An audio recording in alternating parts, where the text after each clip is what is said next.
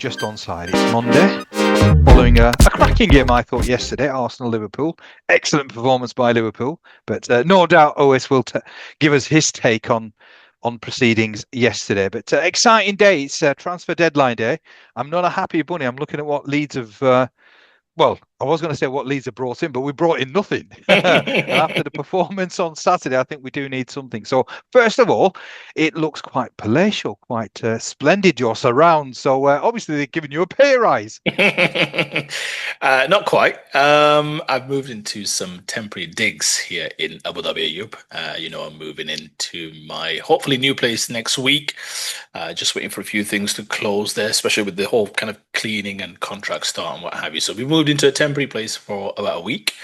Watched the game here yesterday as well. Got here yesterday, so it was a busy weekend. But I'm doing good, thank you. Done a day's work. What time is it? Well, I'm just gonna have a quick look. 7:39. Yeah, on a Monday evening. But yeah, doing okay. How about yourself? Yeah, not too bad, not too bad. I've been busy today. It's been a busy day, lots of meetings, but I've been sort of checking to see what Leeds are doing in terms of the transfer market. And absolutely nothing. I'm not happy, but we'll talk about it later on. We've got more important matters to talk about first. And there's no other game apart from the game yesterday, which it sort of got mixed reviews in terms of a spectacle, but I thought it was an excellent game between two very, very good sides. And I was very impressed with Liverpool because one of the things that well, certainly I've always sort of said this season was they're frail defensively. Now, what they've added, obviously, they've bought in Gehi from Crystal Palace, who's going to shore up that defense. But I thought they were magnificent defensively. Good game between two powerhouses. And I don't know whether you thought it was a fair result in terms of Liverpool edging it, but what's your thoughts? Yeah, I think you used the word powerhouses, Ayub. It felt like that, didn't it? In the first half, especially. Uh, Two teams playing, I was going to say at the peak of their powers, but a lot of respect out there on the pitch.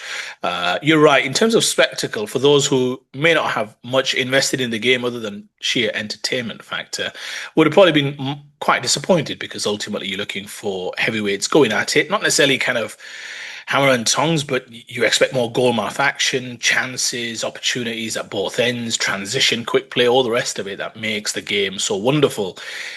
This definitely felt like a game played between two teams who know each other's strengths quite well, know where the other team can hurt them. I thought it was a very cagey affair. I saw it like you did in the sense of it felt like the two best teams in the league, even this early on. Now, I know there's been a lot of fallout in terms of Arsenal performance. We'll get onto that shortly, but definitely felt that way. Even Liverpool weren't really looking to overcommit too much.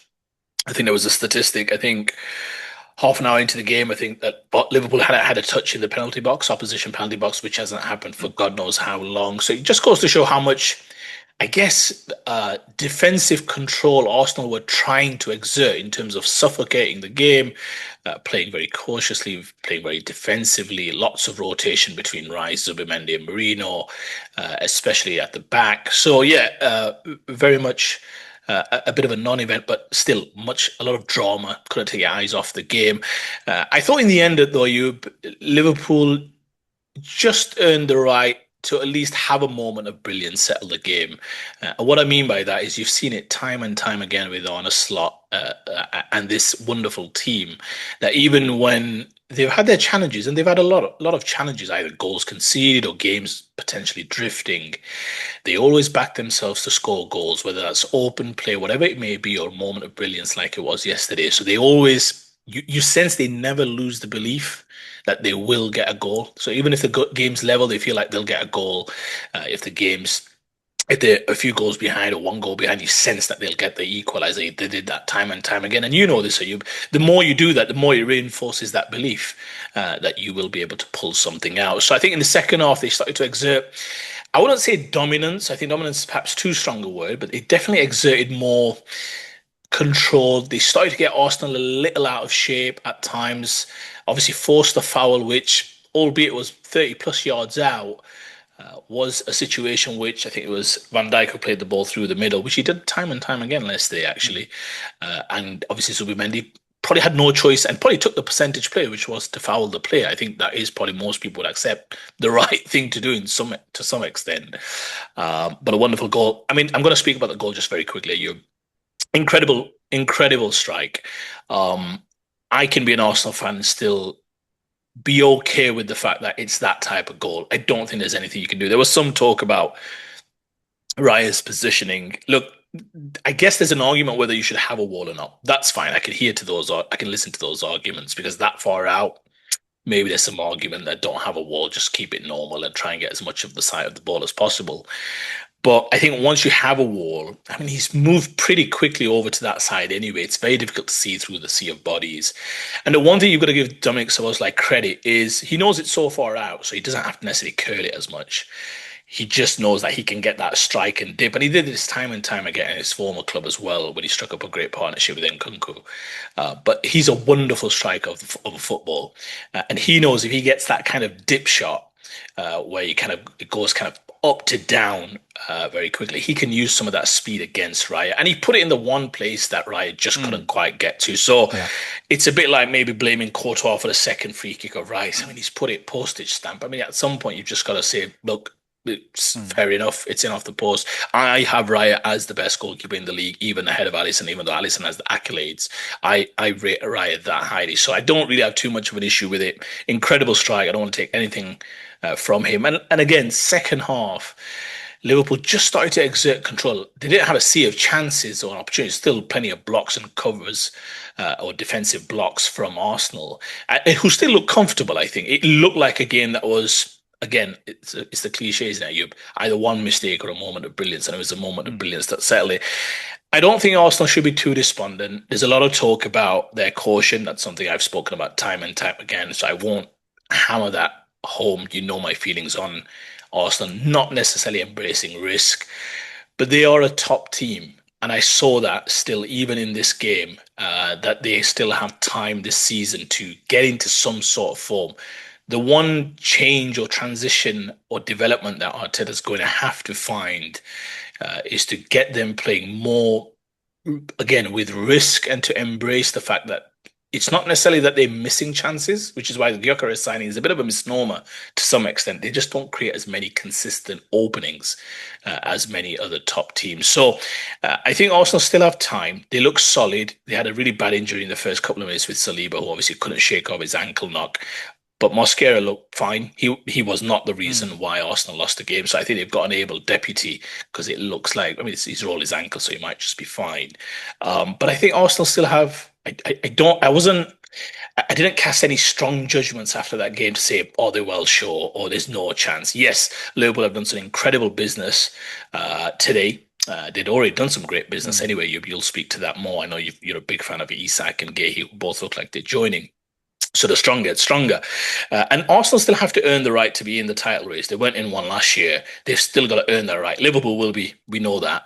They are the champions. They are setting the pace early on, the only team with a 100% record, and give them credit for that. They're the best team in the league. I've not seen anything to suggest otherwise. But Arsenal, I think, can come again. I think it's early. I think they can come again. I think they just need to make sure that this doesn't end up being some sort of rut, which the game didn't suggest it was going to be the case. I think the issue they had is they were playing to keep it tight and then hope some of their game winners could come on and make a difference. There was nothing much in the game. In the end, when it's that type of game, a moment of brilliance can settle it. And for sure, it was one incredible, incredible strike. So Liverpool maybe in the end just edged it. No complaints. But I think from an Arsenal perspective, I would urge a little bit of caution and just, you play the games, you go earn the right to win these games, the big games. They've not done that yesterday, but I think they can come again, to be honest. Well, that's well summarised. And I think Liverpool did edge it. I mean, I think in the second half they were just pushing, and it was. I mean, you're right. It wasn't as if it was backs against the wall for the Arsenal, but it just Liverpool were in the ascendancy and they were just pushing a little bit. It looked as if they wanted that win, whereas Arsenal, I think, would have been happy with a 0-0 and taking a point. But it was a really enjoyable game. I mean, it wasn't. I mean, in terms of a spectacle, you could probably say it wasn't a great game of football. But I love these types of games when there's two very, very good sides chess, and it's almost a game of chess where it's one mistake or one moment of brilliance probably decides it, and exactly that's what's happened. But what impressed me most about Liverpool was, I mean, we were questioning whether they can keep a clean sheet. And this is a side that is dominant. I mean, every time they show when they have a set piece, they show that this is the most effective team. Arsenal are the most effective team on set pieces, and I thought they defended wonderfully well to a man. Every single person defended really, really well, and this was a slightly different approach from Liverpool. I mean, they're normally sort of expansive, lots of pragmatism, and it sort of shows that Slot perhaps didn't go gung ho because you can't, and he set up to play against a very, very tough and demanding Arsenal side. So I thought they were very impressive. They set up well, and I was very, very impressed defensively, which is unusual to say about Liverpool. Usually, we're always complimenting and eulogizing about how good they are going forward, but this was demonstrating that they can, when they need to, they can defend stoutly. And I thought it was magnificent. I thought it was a magnificent display, deserved win, absolute moment of brilliance. And you're right, Raya is, in my opinion, as well, the best keeper in the league. And there was no other place that's the only place he could have scored. And that's the only because it was sort of he was fractionally away, even though there was a lot of distance, but it was struck well. It was right in the corner, and it that's what it needed to beat Ray. I think Ray is such an outstanding keeper that you're going to have something exceptional to beat him, and that's really what it was. So a wonderful game. I think a deserved 3 points, and it sets them up beautifully because I think that was a great result. You add after that result, Isaac and Gay. I think it's done deal. You might as well give it to them. Seriously, might as well give them the league. Nobody is going to beat that Liverpool side now. Yeah, I mean, they're definitely a much strong. I mean, can you imagine the 24 hours? You beat what they will perceive to be their closest rivals, or at least the team that finished closest to them at home. Big win, buoyant, huge, amazing strike, like you said, clean sheet, lots to like heading into the international break. And then to close a deal for me, the best striker in the league, maybe, well, for sure, one of the best strikers in Europe. This sets him up perfectly. You then land one of your main targets, especially in central defense. You fancy Gay to go straight in next to Van Dijk. He's a top player. He'll be going to the World Cup next year with England. So you really fancy Liverpool for sure. I mean, they were, for me, strong favourites before the season started. I've not seen anything to change that. The only thing I would say is, I mean, you're right. From an Arsenal perspective, I look at it and not necessarily think, oh, they've got Isak Gay, no chance. I look upon that as genuinely like a challenge. I mean, imagine now if you go up against this Liverpool team, a team that, I mean, even Liverpool in their wildest dreams cannot think of having the plethora of options that they have at this moment in time in terms of spending what 250 million on Wirtz and Isak plus 250 plus just on two players. Very kind of a real a distance from what they were previously doing. It's a big change, right, in terms of this big money that they're spending. But top talent.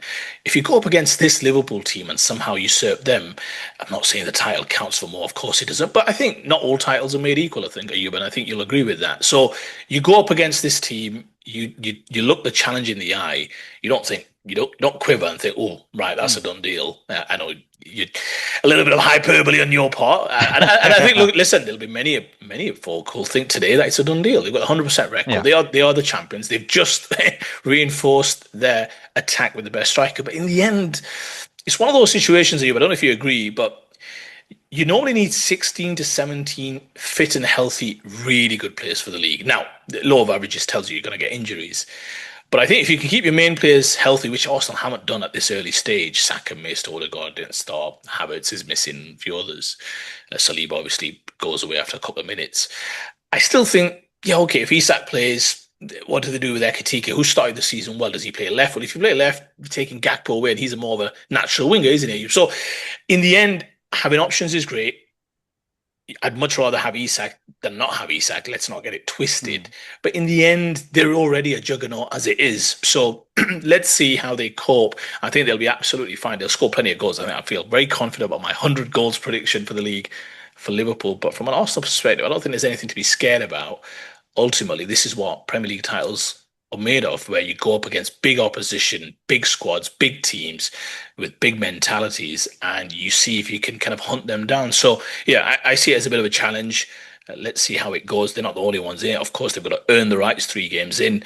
But Liverpool, for sure, very much in the ascendancy, very much confident about their own kind of squad and where they are right now mentally. It would be difficult to predict somebody other than Liverpool right now going the distance and winning the league. Last year, they won it at a canter. Who knows? They may well do the same this year as well. I've got a feeling they will do. I think, I mean, even with some of the Liverpool fans that I've spoken with. Now, normally there's always that sort of slight reticence. It's always, we can't call it now, but I think some of them after the 2 signings. I mean, I'm not sure if it's a done deal. I mean, certainly in terms of social media, it looks as if, I mean, these sort of recognised David Ornstein, I think, is as good as sort of said that these are done deals. So I presume that's the case. And obviously, there's been lots of talk about it. Yeah, just before we switch gears, because I know you're keen to speak about another game that was played on the same day. Just very quickly, what's your thoughts on some of the narrative around Arsenal in the big games, perhaps not doing enough to win games or go out and really express themselves? A lot of strong commentary from Roy Keane, Carragher. I think even Peter Schmeichel was saying, "I've never supported Liverpool so much in a game of football because of the way Arsenal approached it." How do you see it? I see it a little bit over the top because I think teams, in a sense, or pundits and commentators kind of want to see a more expressive Arsenal, but they also want to see a bit of a kind of to in and fro in terms of the game and have she and Tim and Arsenal have their style. What's your thoughts? Do you think that commentary is on point and justified, or do you think some of it does creep into a little bit of slightly straying away from what is the truth right now? Yeah, I mean, there's an element of truth, but you've got to remember that these sort of pundits, you've got to make it dramatic. So I think sometimes it's almost clickbaity, isn't it? Really, where it's it's a little bit exaggerated, and I think, but there's a valid point there because I think we always, when we said it in the last podcast, that it appears that his first intention is not to get beat, and then try and win the game. Whereas with Liverpool on the whole, it's try and win the game.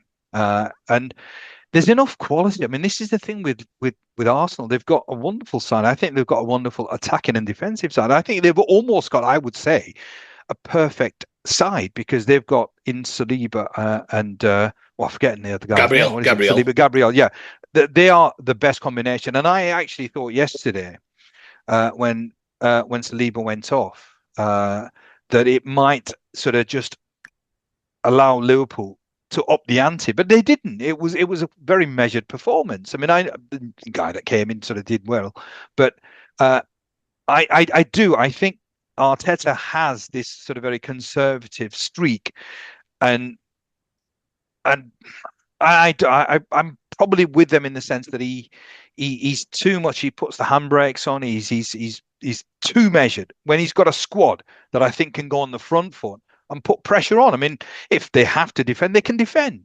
They're very, very good at defending, so they can be on the front foot.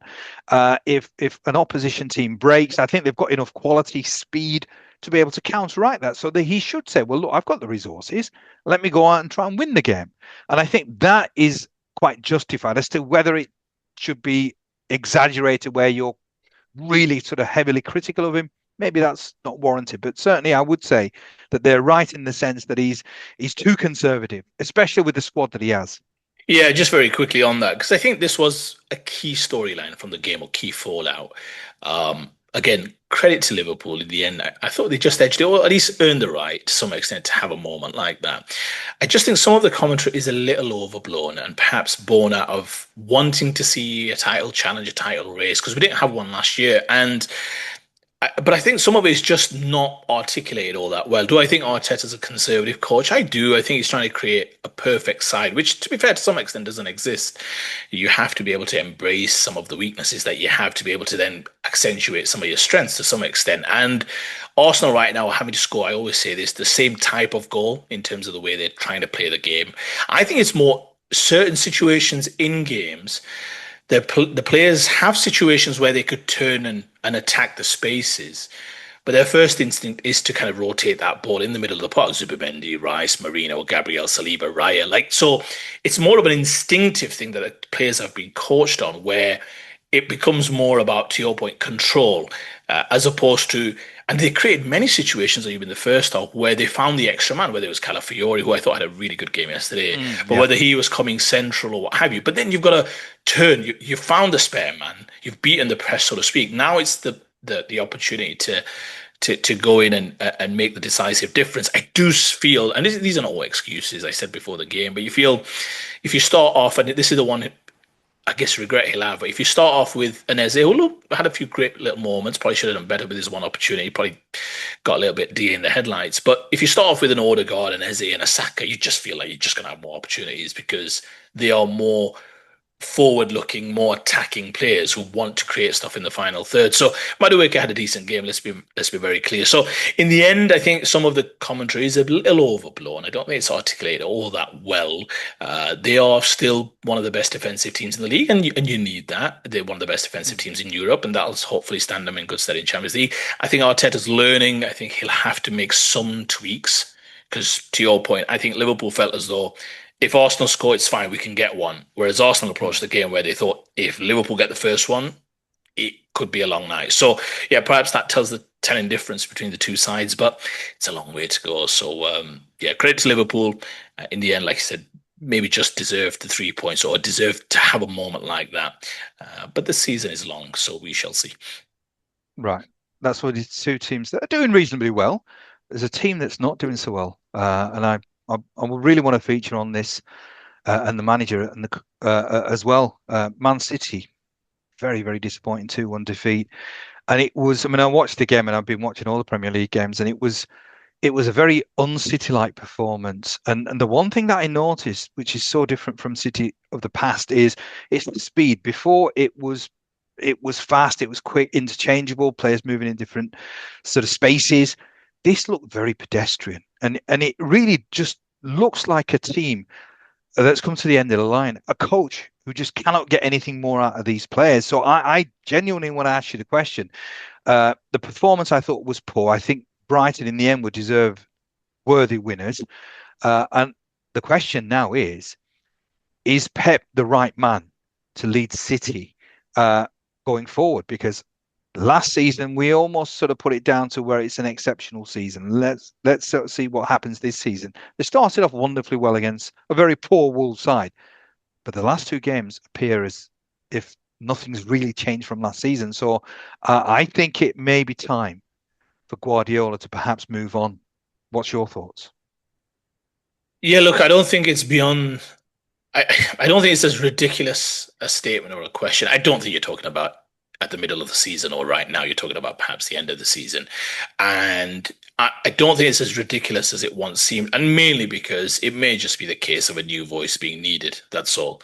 I don't think anybody questions, well, mostly none of us question his credentials, his abilities. But in the end, there are times when you can be at a club too long. I mean, it happens. It happens to all of us. So I think I watched the game, the majority of it. I mean, quite a lot of the majority of it. I flickered a little bit between the Dutch Grand Prix, but I'm with you. There was a large period of this game, and even in the previous game against Spurs, where I felt City were average. There was a period in the second half against Spurs where I thought, wow, this is City at home being made to look second class. I mean, second to the ball, Tottenham Mm. sharper, more dynamic, quick running around. I mean, Spurs had their own issues this weekend. But that's twice now with City where you felt they've had moments. Of course, they started decent against Spurs, at least in the first 15, 20. They started off really well. Haaland should have probably had an hat-trick. But I think the key difference now, you spoke about the speed. I'm with you. I think there's such a different way of playing. They don't get the overlaps that like they used to. Very pedestrian, very controlled, very Arsenal-like to some extent. Um, but the difference now is instead of your De Bruyne's at their peak of their powers, or previously your David Silva's, or even Bernardo Silva at the peak, you've got Foden missing Mm. right now, and some would say he's been missing for quite some time in terms of form wise, but he was missing from the squad, I believe, yesterday. They don't really even have those type of players where you look upon the team sheet and think, "Oof, it's going to be a long day." And I've always felt that's half the battle. Now you can imagine the team that rocks up next against Liverpool, and they look in that tunnel or they look on the team sheet and think, "Oh, Alisson, Van Dijk, Gehi, McAllister, Wirtz, Isak, Salah." I mean, you look at that team sheet and you'll be thinking, Mm. and that's just, and I've left some great players out, let me be very clear. But just, you're looking at that and thinking, Right. As good old Jeffrey used to say, you'd be lucky to get zero. You know what I mean? Because they're gonna paste a few teams, and I'm sure they've got Leeds coming up shortly as well. So let's see how that goes. But you get the point, Ayub. The game's done in the head once you see the lineup. City used to have that in the good old Mm, days where teams were beaten before they take into the pitch, and the opposite is also true, isn't it, Ayub? Where now teams will feel is why can't we get a point? You stick in there. mm. City can't dominate for 90 minutes. The legs don't quite seem as athletic or as mobile. Teams feel as they can get a goal. I mean, look at that goal at the end. Stretched, you pull them wide, you get the one touch, two touch, the guy's running through on goal. That tells you that's a team that's a yard short. That's a team that's a yard Yeah. short physically and a yard short mentally. Guardiola didn't seem to have the answers. They don't really have the. I was going to say they don't have the squad. I mean, they'll be fine in terms of relatively to the league. I mean, they may well be there, right, for a top four. But in terms of title credentials or to usurp this Liverpool team, what is it now? 6 points difference with an inferior goal difference. You've got to think even early doors, this Liverpool team. I mean, they'll drop points, but it already looks a foregone conclusion in terms of just what you see, your eye test. So, do I think it's the end of the road for Pep? I think we're getting damn close. I don't think it's just about the team. I just think it's about you can be at a club too long. This team, are they responding to him like they used to? I'm not sure. He's obviously rebuilt this team pretty much on the fly with a couple of windows with big spending. There's still parts of their game where they still knock it about nice, but they're tidy. They're not as sharp and as incisive or as brutally kind of clinical as they used to be. You don't think of City now. I mean, I know, like you said, they beat a poor Wolves team that lost this weekend as well, but they don't look like a team that's going to blow at least decent opposition away. And I think there's a lot of clubs at the top end of the league and even in the middle part of the league where they'll think we can beat City if we get them on our patch or if we play our cards right, or if we have good counter-attacking threats. So I'm with you. They're not the City of old. I don't have them challenging for the title. You put the jinx on them at the start of the season saying they would win the title. So there you go. But it does look like, and I'll give you the floor. It does look like they're just a yard short of you. They look like a slightly impotent team at times. And look, Rodri's going to get back up to fitness, so we'll give him the benefit of the doubt. Haaland will still score goals. Marmoush look lively, but teams feel as though they can get a result against them, and that's half the battle offered. And their backline doesn't seem as settled, and you can get at them. The goalkeeper doesn't. He had a steady game, great save near the end, but he doesn't inspire as much confidence as an Alisson might or a Raya might, who's pretty much safe hands. So, yeah, I'm with you. I think this could be his last season. I don't really see them winning the league. Maybe it's famous last words, but they've got to improve and then some to be able to challenge for this Premier League title, especially with what's happening on Merseyside in terms of reinforcements. So I can't see it. And Pep Guardiola is only about winning leagues and big competitions. So if he's short on that regard, I wouldn't be surprised if he walked at the end of the season.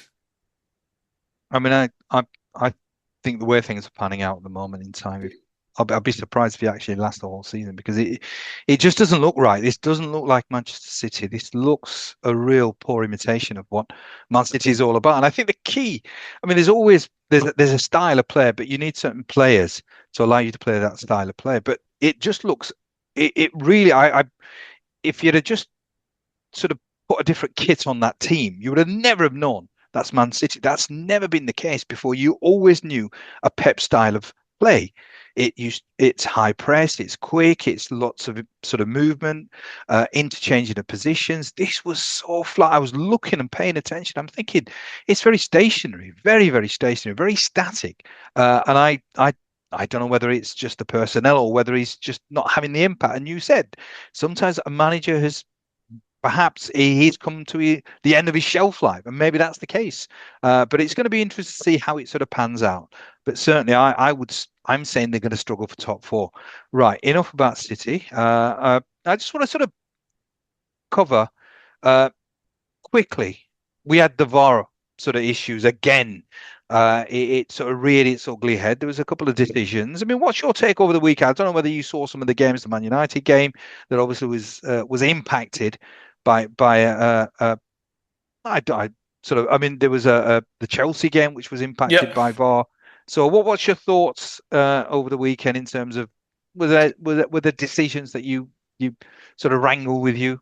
Yeah, I'm just gonna give you my quick thoughts here because I do want you to share some thoughts about the travesty that was called a football game on Saturday evening at Ellen Road. But we'll get onto that shortly.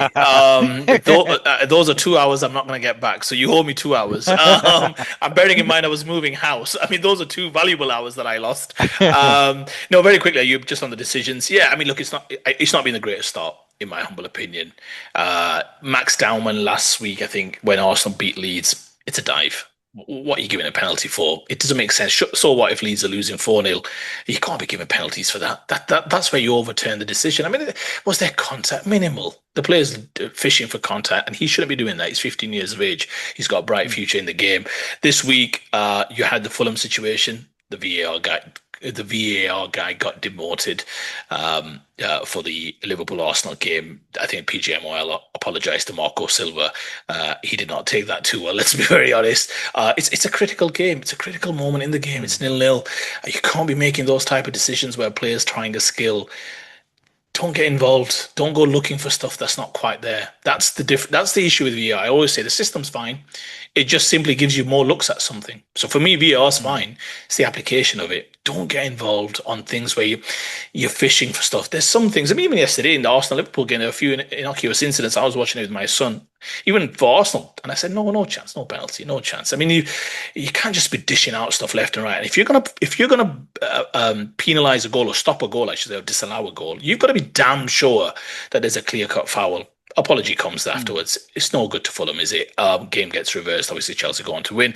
The United one's probably just unfortunate. The player's clumsy. I mean, he's fallen forward. Whether or not you want to take some umbrage to that, he's not going anywhere. He's never getting the ball. Is Diallo? It's stupid from the player, to be fair. I think it was Jadon Anthony. It's stupid. It's panicky. It's the last minute. It's the last couple of minutes, the dying embers. He's fallen forward. I'd like more consideration given to, is it an attacking opportunity? Is he going to get on the end of the ball? Is it going to result in an attacking opportunity for the attacking team? I'd love for those nuances to come into the game. They're not there today. So on that basis, he pulled him. There's no clear cut. Whether you decide inside, outside, I imagine they had a look at that. So from a decision perspective, I mean, those were some of the issues that I saw over the weekend. But look, I'm going to give you the floor very quickly, because I don't want us to run out of time. Saturday, you got a draw against Newcastle. Tell us, what were your thoughts? It's a point. I don't think you can turn your nose at that. But boy, that was a tough watch, Ayub. It was a tough watch, but I'm delighted. I mean, that's the reality for us in this Premier League. We haven't got the quality, and that's why I'm livid with the lack of activity, because if anything, that demonstrated that we needed a little bit of quality in the final third, because we're working hard, but you can't sustain that for 30 odd games, because it's going to be impossible, because you're playing against really, really good sides. So what you want is stay in the game, but have moments of quality. But you can only have moments of quality with quality players. A dereliction of duty. I've not sort of seen an up there. The only player that we were linked with today was Harry Wilson, because everybody else has said no. And even Harry Wilson, I think Fulham are sort of saying, we're not going to give him on loan. You've got to buy him. So it's I'm not sure exactly how it's panned out. I've not checked. But delighted with the application, because we were playing a much better side, and that's the best that we could have hoped for. So really, 4 points in 9 games. As a spectacle, awful. But I'm not really interested in the spectacle. It's about the end result. The end result is we got a point. We could have sneaked a win. I mean, DCL right at the fag end of the game. I mean, you sort of rightly sort of pointed out that maybe he could have been cute and gone down for a penalty. I think it was one of those. I mean, he's obviously thought confidently that he's got a great opportunity, so he's obviously gone for the strike. And on another day, he may have scored, and he would have been an absolute hero. But happy enough with the result. Newcastle obviously had some of the players missing, but still, for us, that's a real step up. We're playing a really top quality side, a top 4 side. So very, very happy with the start. Yeah, absolutely. And to be honest with you, it's a point. I mean, you look at some of the other promoted teams. Sunderland, huge win, huge win. And you know this. Winning coming from behind just cuts differently, especially for promoted clubs, because it's just normally you go 1-0 up against a promoted club, even the team that's leading, thinking, okay, this is job done. Because the mentality of those players is just going to be, here we go again. Because more times than not, to your point, Leeds are going to lose more games than they win. We know that. So in that respect, Leeds gain a point at home. You're right, on another day, maybe, but it felt like a fair point in the end. Look at Burnley fighting hard against United, nearly scraped a point. So it's lovely to see maybe not so much from your perspective, but it's wonderful to see the promoted clubs or all the promoted clubs fighting, scrapping. Who knows? Maybe we are in for a surprise. I mean, that's Sunderland, what, 2 wins in three, Ayub? We spoke Yeah. about it just before the season started, Ayub, didn't we? Where we said if one of these promoted clubs can just win 3 out of 5 or something, 4 out of 8 maybe, or something along those lines, 4 out of 9, that could really just set themselves up to have a steady season. Early points on the board is going to breed confidence and all the rest of it. Listen, I think it's a point well earned.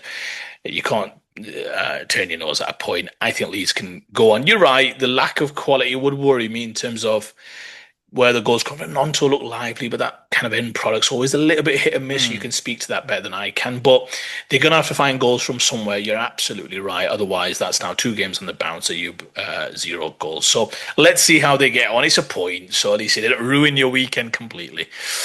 Yeah. So I am sort of quite pleased with that, but I'm a little bit annoyed with the lack of transfer activity. But it is what it is. This is, I mean, as I said, this is where, I mean, I'm going to go on Twitter afterwards, and there's going to be a meltdown because this is something that we've known for a long time. It's not just something that we noticed at the weekend. We've said that to survive in this league, you got to give yourself a chance. I mean, Sunderland are doing that. They've bought well, and they've said, right, okay, if we go down, it won't be for the one to try it. We've almost gone down an approach where we've bought, I think, quite ordinary players, average players, and really when we need to strengthen, we haven't. So this could be, it could massively backfire on the owners of this football club, and really it's catastrophic if it does. But the fans, and even Daniel Farke has been saying, this is what I need, this is what I need. And it's not happened. But on that note, on that depressing note, I think we'll call it a day. So as always, thank you for your time, and very impressive that wherever you are at this moment in time, it looks a damn good place. Contrast to my gaff. It's a normal living room, mate. Trust me. It looks like we're living in leisure, but when it's my humble abode, as you say, you went hopefully only for another week or so, and then we'll move into the new place. All right, okay. As always, thanks for your time, and we'll catch up soon. So, viewers, as always, pleasure that you've joined us. Take care. We'll see you soon. Ta-da.